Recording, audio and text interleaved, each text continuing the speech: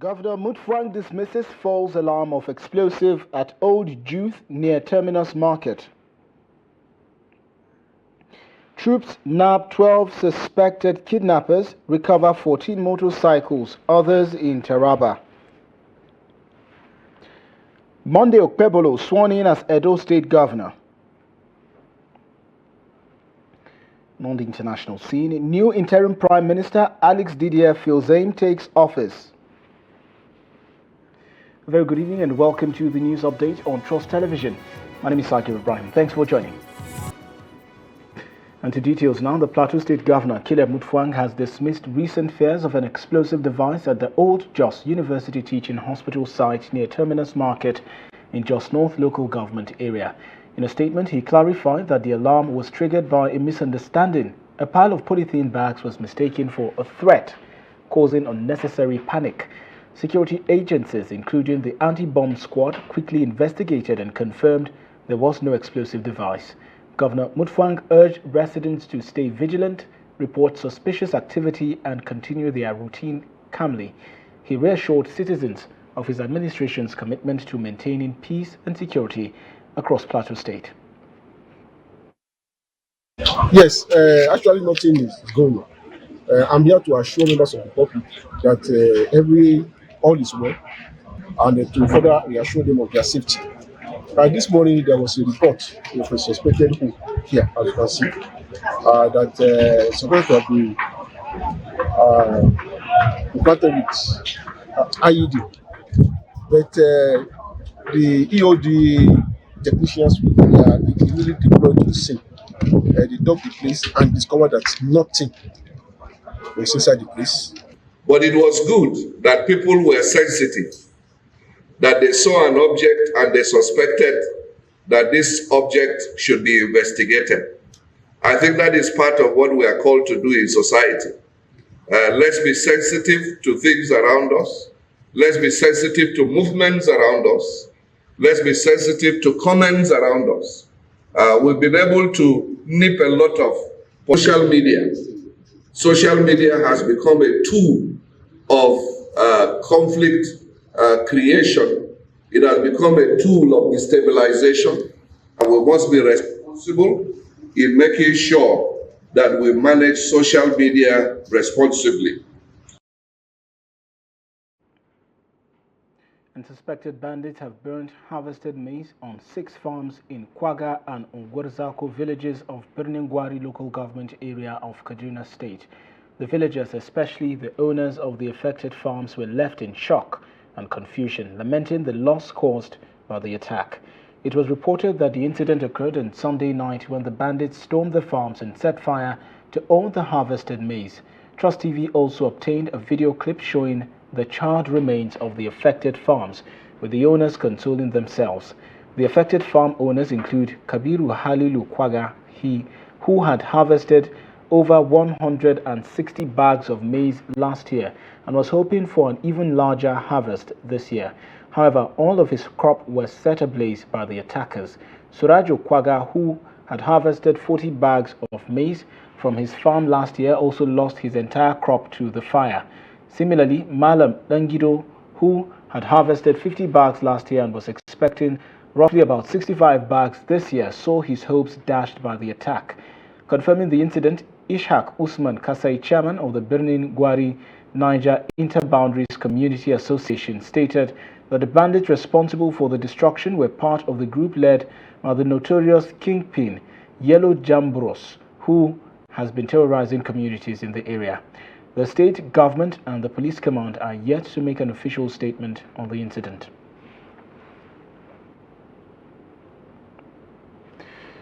Meanwhile, troops of 6th Brigade Nigerian Army and Sector 3 Operation Well Stroke in Taraba State have apprehended 12 suspected kidnappers and recovered 14 motorcycles, a locally fabricated pistol, and 2 bags of Indian hemp.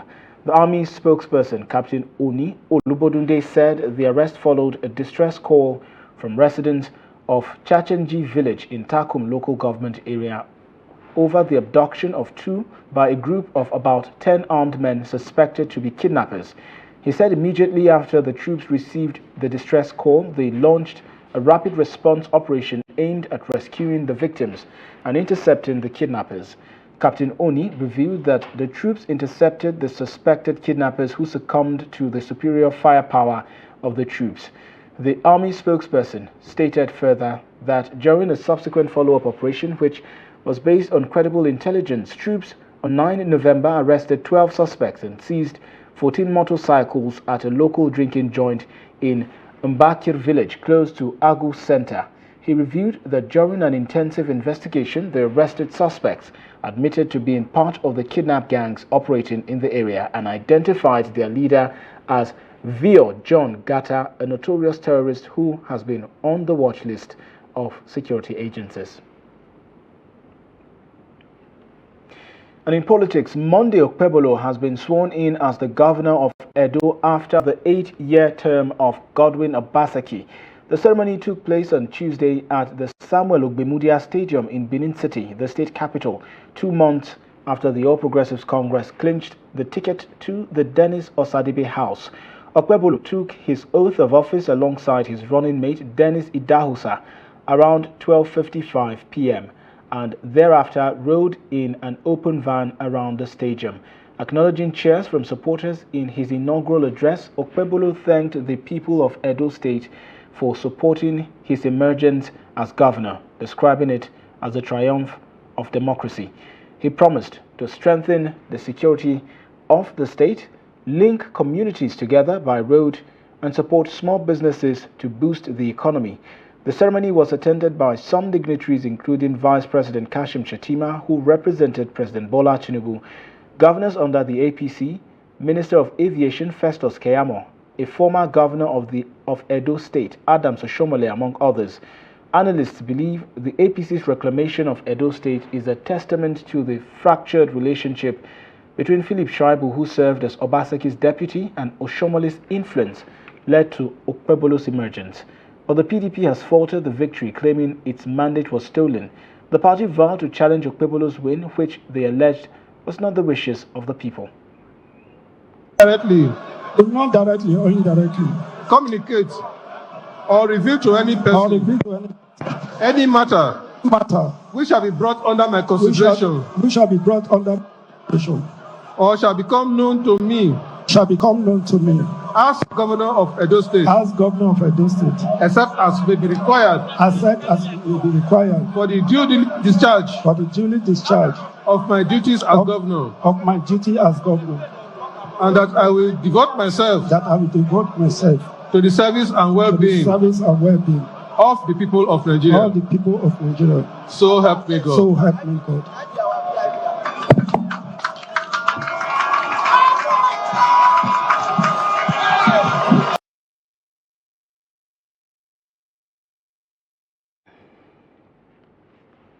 And the National Judicial Council has dismissed as false the report that 2 out of the 5 justices that sat on the Presidential Election Petition Tribunal panel which upheld President Bola Tinubu's election died mysteriously.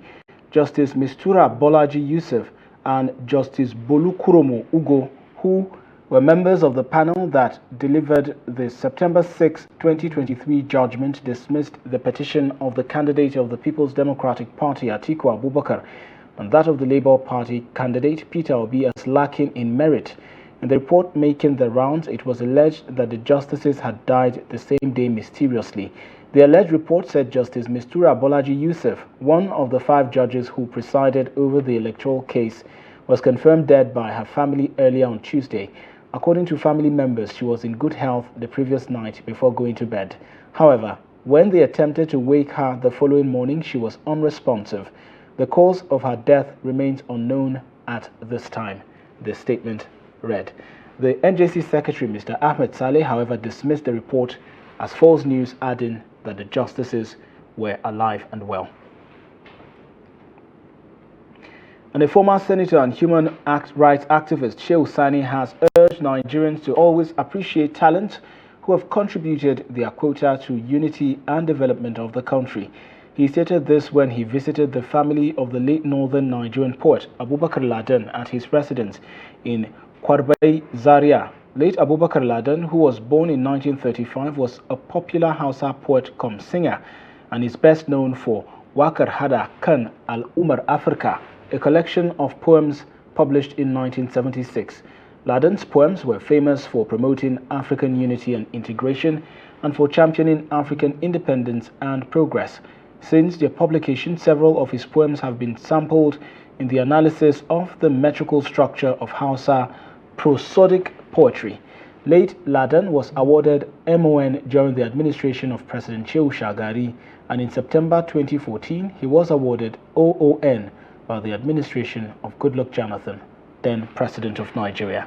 He died in his residence at Zaria City after a protracted illness on the 23rd of December 2014.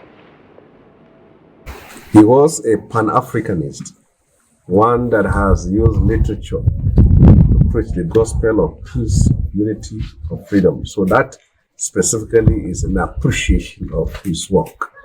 And secondly, I'm here to meet with the family because I never knew where they are. So I have to instruct one of my persons in Zaria here to reach out to the family and for them to know that they are not abandoned, and for the world to know that this is a man who has made a lot of sacrifices and has accomplished a lot. And today his work is well listened to by people outside of the shores of this country. But this is his family. You can see the poverty, the neglect, the negligence, the abandonment of this noble family whose breadwinner has made sacrifices for this country.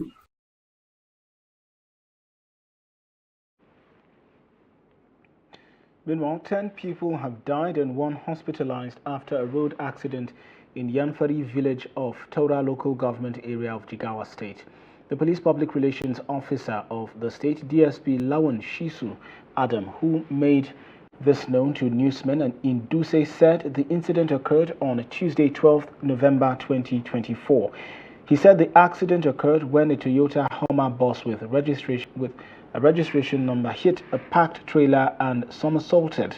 According to him, the driver and 9 other passengers died on the spot.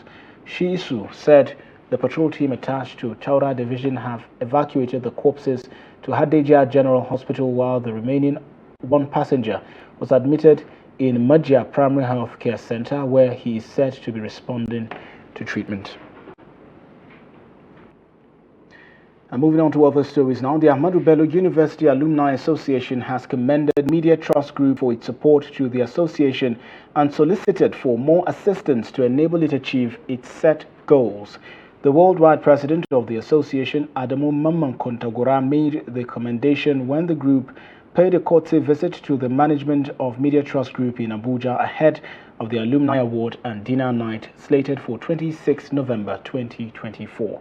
Kontagora noted that with the partnership of Media Trust, their forthcoming event will be a huge success in the area of publicity, as the unique and professional storytelling technique which has been the hallmark of the group over the years and has a way of attracting the right kind of people. Welcoming the president and his team, the group GCEO of Media Trust Group, Ahmed Shekaro, assured them of the organization's continued support, especially in the association's effort that positively impacts the society. They have been so wonderful, and in all their clients, we have seen that telling us excellent performance of the Media Trust here, and 2, we have engaged them in the back, and they are one of the best that they have taken a lot of shoulder, see the programs as their own program, and understanding and appreciating this. And that is why we decided to come back again and continue with them. And the reception we have seen and their readiness to partner with it is something that we will always live to remember. They are wonderful and they are nice. And honestly, we appreciate whatever they have done for us today. And they have even given us a lot of hopes that this event will be successful. And this is what we are looking for. Nobody you will approach and say, look, we want to do something as big as you've mentioned. Even if it is an annual event, I am getting a sense that the 2024 edition is going to be a gigantic event. So we are open to partnerships, I think I will allow my colleagues to sit with Medina to discuss the details of, the partnership. There are so many things we will do free of charge. There are a few that will want some support. They will discuss all the details. Indeed, I can say to you that we will go close to doing maybe what Malam Kabiru Yusuf did in 2013 by offering ourselves to be a principal media partner. Residents of Bauchi State have faulted President Tinubu's current trip to Saudi Arabia for the joint Arab-Islamic Summit meeting on Middle East crisis, describing it as a misplaced priority. They stated this amidst the high cost of living that still lingers in the country and causing hardship among many Nigerians. Trust TV's Adamu Imam completes the report. With each passing day, Nigerians continue to lament the high cost of living as a result of the high inflation rate of essential commodities as well as other services.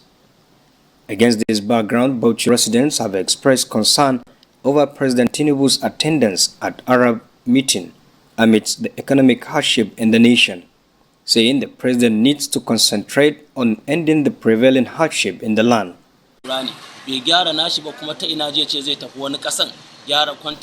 Despite being so-called giant of Africa, we are still grappling with dwindling economic crisis.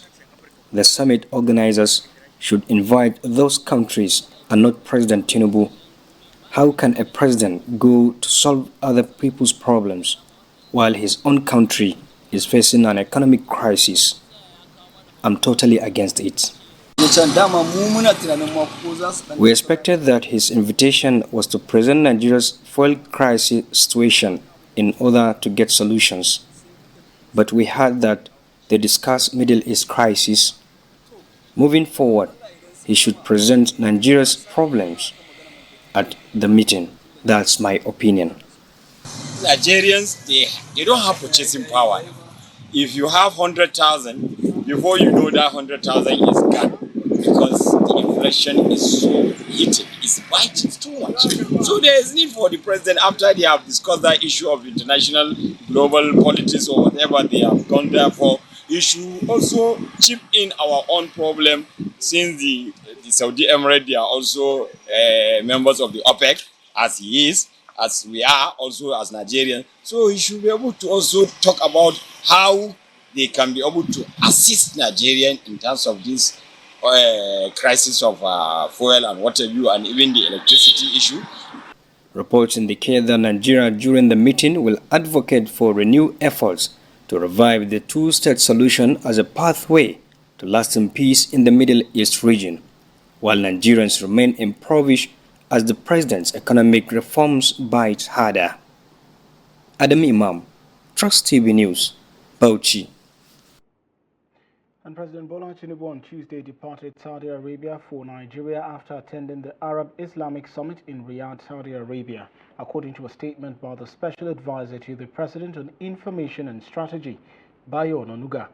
Tinubu on Monday called for an end to Israeli aggression in Gaza, stating that it has persisted for far too long and inflicted immeasurable suffering to those affected. The president re-echoed his advocacy for renewed efforts to revive the two-state solution as a pathway to lasting peace in the region. The president is expected back in the country later on Tuesday. And in business, the Naira is forecasted to depreciate to 1,993 Naira against the United States dollar by 2028, posing a significant challenge to Nigeria's pharmaceutical industry, particularly in importing essential medical devices. A new report by BMI, a Fitch Solutions subsidiary, has revealed. In the report titled Weak Naira and Structural Challenges to Constrain Nigeria's Medical Devices Market Growth, BMI projected that despite an anticipated rebound in the economy, Nigeria's medical devices sector will face operational and demand challenges in the near term. The report noted that Nigeria relies on imports for over 95% of its medical devices, making it vulnerable to fluctuations in exchange rates. While a weaker Naira could enhance the competitiveness of locally manufactured medical devices, BMI highlighted persistent barriers to local production. These include a scarcity of skilled labor, limited access to modern technology, and inadequate infrastructure, which continue to undermine manufacturing efforts despite government incentives. And on the foreign scene, Haiti's new interim Prime Minister, Alex Didier Filzame, has been sworn in and was sworn in on Monday as the capital, Port-au-Prince, faced a new wave of violence. Shortly after his inauguration, gunfire erupted at Toussaint-Louverture International Airport, where gangs targeted a commercial Spirit Airlines flight landing from Fort Lauderdale, Florida.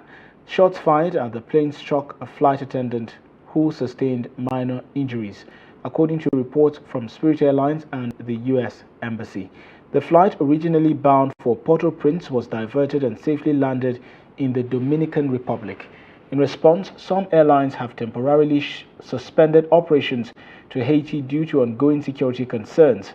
During his inauguration, Filzame underscored the critical need for security, noting that the first essential task that will undermine or determine rather the success of the transition is to re-establish the security of people, property and infrastructure, food security and freedom of movement throughout the country. The first essential task that will determine the success of the transition is to re-establish the security of people, property and infrastructure, food security and freedom of movement throughout the country.